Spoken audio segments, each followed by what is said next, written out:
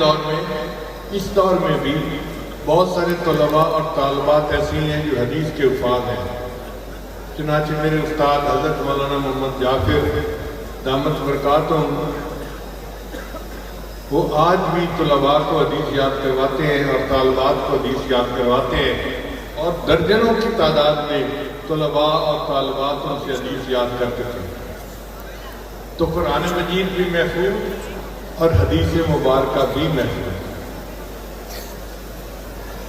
تیسری چیز کہ جب قرآن مجید بھی محفوظ ہے اور حدیث مبارکہ بھی محفوظ ہے تو پھر مدارس بھی محفوظ ہوں، کیونکہ جن جگہوں پر تعلیم دی جاتی ہے وہ جگہ بھی محفوظ ہونی چاہیے۔ مدرسہ کسی عمارت کا نام نہیں ہوتا، مدرسہ استاد اور شاگرد کا نام ہوتا ہے۔ اگر استاد اور شاگرد کسی انار کے درخت کے نیچے بیٹھ جائیں اور استاد شاگرد کو پڑھانے لگ جائے تو وہی مدرسہ کہلاتا ہے۔ چنانچہ شاہ ولی اللہ محمد دہلوی رحمۃ اللہ کا مدرسہ تھا جس کا نام تھا جامعہ رحیمیہ۔ انگریز نے اس کی عمارت کو گرا کے اس پر بلڈوزر چلا دیا تھا کہ نام و نشان ہی نہ رہے۔ جس دور میں مدرسہ گرا رہا تھا اس دور میں ایک بزرگ تھے حضرت مولانا قاسم نانوتوی رحمۃ اللہ علیہ، انہوں نے دیوبند کے اندر ایک مدرسے کی بنیاد رکھی، کیونکہ چھوٹا شہر تھا، کسی کی نظر ہی نہ پڑی اور ان کو پتہ ہی نہ چل سکا کہ کتنی بڑی جو ہے وہ ایک تبدیلی آ چکی ہے۔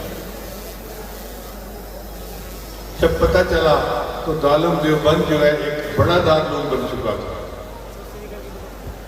اور آج دارالعلوم دیوبند کے جو علماء ہیں پوری دنیا کے اندر بیٹھے۔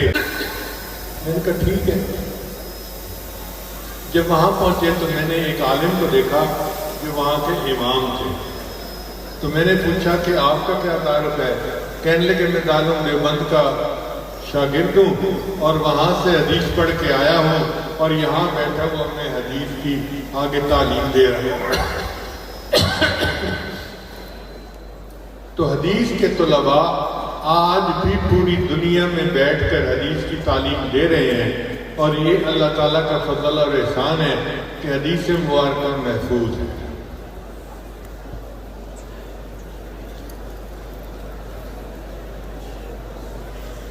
قرآن مجید بھی محفوظ، حدیث مبارکہ بھی محفوظ اور مدارس بھی محفوظ۔ بہت لوگ آئے جن نے مدارس کو ختم کرنے کی کوشش کی، خود ختم ہو گئے، مدارس ختم نہیں ہو سکے۔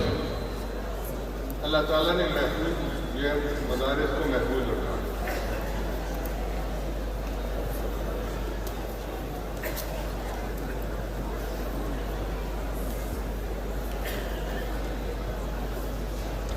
ہمارے ایک دوست ہیں، میں نے ان کا نام رکھا ہوا ہے مالش والے مولانا صاحب۔ وہ سر کی مالش بہت اچھی کرتے ہیں۔ جب آتے ہیں حضرت مجھے 5 منٹ دے دیں، میں آپ کے سر کی مالش کروں گا، چلا جاؤں گا، تو میں انہیں موقع دے دیتا ہوں۔ انہوں نے بلو میں ایک مدرسہ بنایا ہوا تھا حفظ کا۔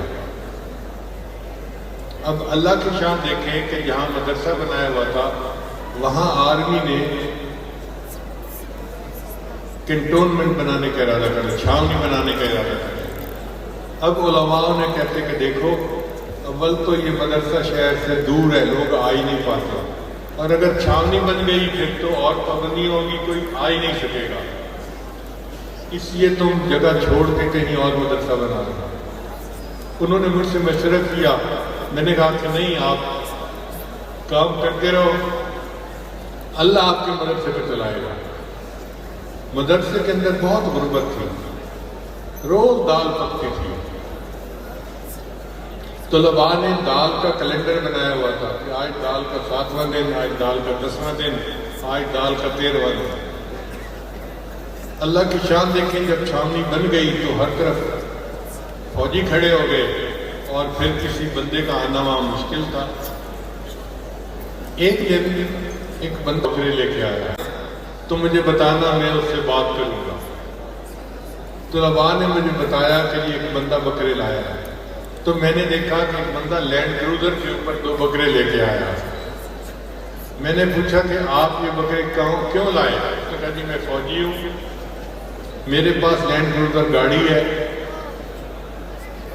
اور میرے گھر میں اللہ نے مجھے بیٹا دیا، تو میں نے سوچا کہ بچے کا عقیقہ کر رہے ہیں تو عام لوگوں کو کیوں کھلاؤں، ان کو کیوں نہ کھلاؤں جو قرآن مجید کے حافظ ہیں، سارا دن حفظ کرتے ہیں، اس لیے میں بکرے لے کے آیا ہوں۔ اللہ کی شان دیکھو کہ اللہ تعالیٰ نے ان طلباء کو وہ سعادت دی ہے کہ ان کے بکرے بھی لینڈ کروزر پہ آتے ہیں۔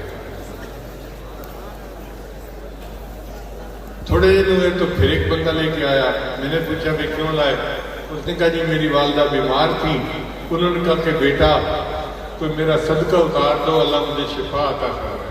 اب غم اور خوشی تو ہر بندے کے ساتھ لگا ہوا ہے، کسی کو غم ہے کسی کو خوشی ہے، تو خوشی والا بھی بکرے لاتا ہے اور غم والا بھی بکرا لاتا ہے، اور اللہ تعالیٰ تو طلباء کو یوں پال رہے ہیں۔ جن کے بارے میں مشہور ہے کہ یہ فوجی مدرسے ختم کرتے ہیں، اللہ انہی کے ہاتھوں سے ان مدرسوں کے بچوں کو پال کے دکھا دیتا ہے۔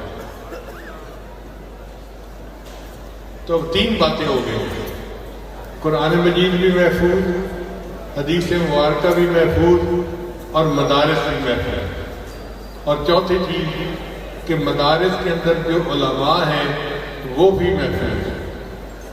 یہ کیسے ہو سکتا ہے کہ علماء محفوظ نہ ہوں جنہوں نے دین کے علم کو ایک سے دوسرے تک پہنچانا ہے؟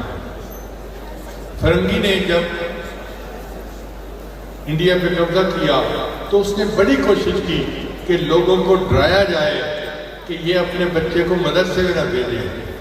چنانچہ بادشاہی مسجد دروازے پہ اس نے پھانسی کا پھندا لٹکایا اور ایک عالم کو اس کے اوپر لٹکا دیا جاتا، اور جب تک اس کی لاش حرکت کرتی رہتی وہ انتظار کرتے، جب ٹھنڈی ہو جاتی تو پھر دوسرے کو لٹکاتے۔ عوام الناس میں ایک خوف پھینک دیا گیا کہ ہم اپنے بچوں کو مدرسے نہیں بھیج سکتے۔ اس نے کہا کہ تم اپنے بچے کو ملا نہ بناؤ، مولوی نہ بناؤ، مگر وہ بھول گیا تھا کہ یہ ملا اور مولوی اور حافظ اور قاری ان کی نسبت تو اللہ تعالیٰ تک پہنچتی ہے۔ دیکھیں اللہ تعالیٰ قاری ہے، اللہ فرماتے ہیں سنقرئک فلا تنسیٰ، تو اللہ قاری ہوئے۔ پھر اللہ حافظ ہے، فاللہ خیر حافظا وہو ارحم الراحمین۔ پھر اللہ عالم ہے، عالم الغیب والشہادہ۔ پھر اللہ مولوی بھی ہے، انت مولانا، مولانا جمع لفظ ہے اور اس کا سنگل جو ہے وہ مولوی کہلاتا ہے۔ اللہ مفتی بھی ہیں، اللہ فرماتے ہیں کہ ہم تمہیں فتویٰ دیتے ہیں پھر کلالہ کے بارے میں۔ تو قاری ہونا، حافظ ہونا، مولوی ہونا، مفتی ہونا، یہ تو نسبتیں اللہ تعالیٰ تک پہنچتی ہیں۔ تو ہمیں اس بات پر خوشی ہے کہ اللہ تعالیٰ نے ہمیں وہ علم حاصل کرنے کی توفیق عطا فرمائی کہ جن کی نسبتیں اللہ تعالیٰ تک پہنچتی ہیں۔ اب اگلا مسئلہ، لوگ کہتے ہیں کہ یہ طلباء کھائیں گے کہاں؟ بھئی جہاں سے انبیاء کھاتے تھے وہیں سے طلباء کھائیں گے، آپ کو ان کی کیا پریشانی ہے؟ اب بعض ہمارے مہربان جو بڑے بھی ہیں وہ کہتے ہیں جی کہ ہم نے اتنے طلباء کو پڑھایا اور ہمارے طلباء فلاں وزارت میں کام کر رہے ہیں، فلاں وزارت میں کام کر رہے ہیں، فلاں وزارت میں کام کر رہے ہیں۔ حضرت آپ کو مبارک ہو کہ آپ نے مدرسے میں پڑھا کے ان بچوں کو ان دفتروں کی زینت بنا دیا۔ ہم تو ہرگز ایسا نہیں کریں گے، ہم ان بچوں کو تقویٰ کا راستہ دکھائیں گے جہاں سے اللہ ان کو رزق کھلائے گا۔ اللہ فرماتے ہیں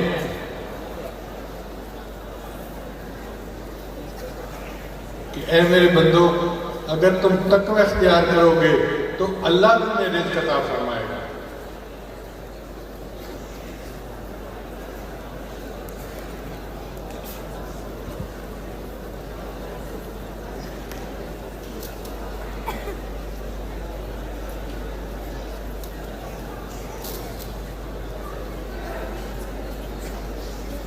تو اللہ رزق عطا فرما دیتا ہے، اور اللہ اس طرح ان طلباء کو ان فوجیوں کے ہاتھوں سے پال کے دکھا دیتے ہیں۔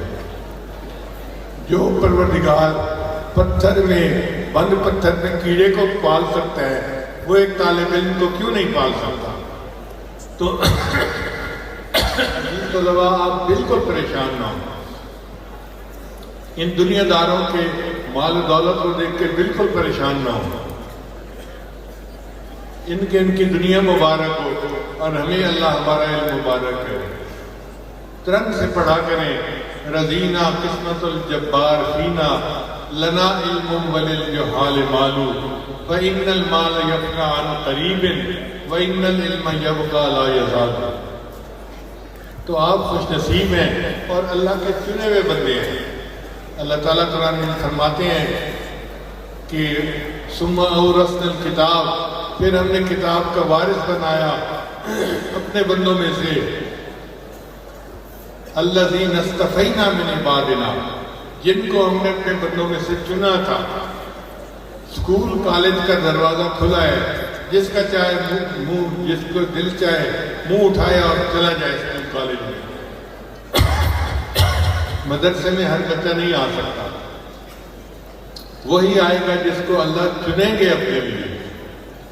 الذین اصطفینا من عبادنا، اللہ فرماتے ہیں جن کو چن لیا ہم نے اپنے بندوں میں سے، تو آپ اللہ کے چنیدہ بندے ہو، اللہ نے آپ کو دین کے لیے چنا ہے، آپ اس بات پر خوش محسوس کریں اور یہ ذہن میں رکھیں کہ علماء کا کام دنیا داری نہیں ہے، علماء کا کام کتاب و سنت کی حفاظت ہے۔ اللہ فرماتے ہیں والربانیون والاحبار بما استحفظوا من کتاب اللہ۔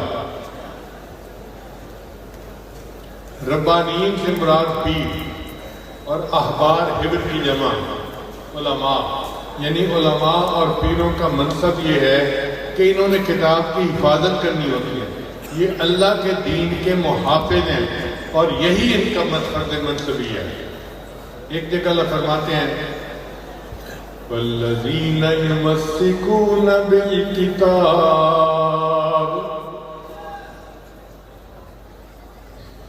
وہ لوگ جنہوں نے کتاب کو اور سنت کو تھام لیا۔ الذین یمسکون بالکتاب واقاموا الصلاۃ، اور انہوں نے نماز قائم کی۔ انا لا نضیع اجر المصلحین، ہم ان مصلحین کے اجر کو ضائع نہیں کریں گے۔ کیا وعدے ہیں میرے پروردگار کے ان علماء کے لیے۔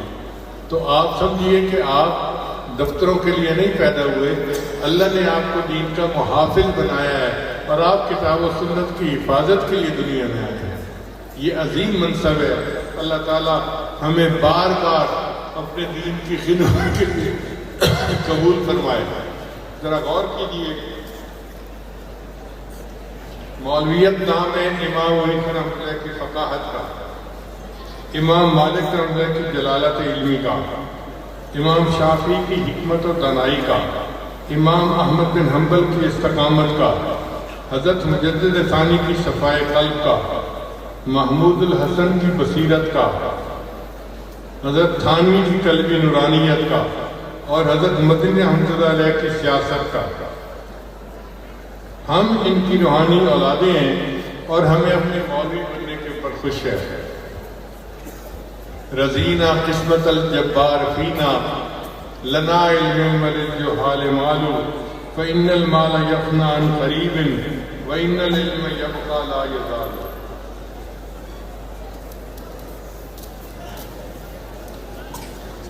شاعر نے کہا میری زندگی کا مقصد تیرے دین کی سرفرازی، میں اسی لیے مسلمان، میں اسی لیے نماز ہوں۔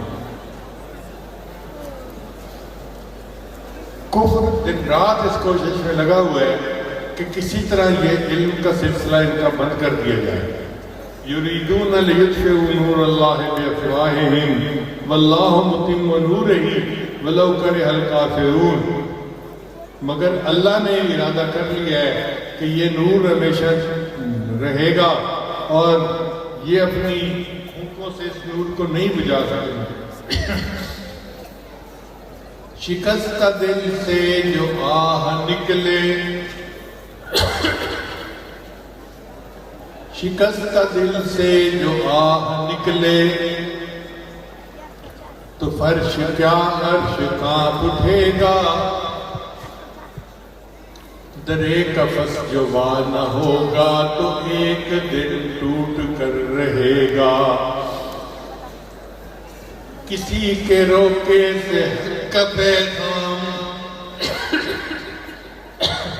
کب رکا ہے جو اب رکے گا، چراغ ایمان تو آندھیوں نے جلا کیا ہے، جلا کرے گا۔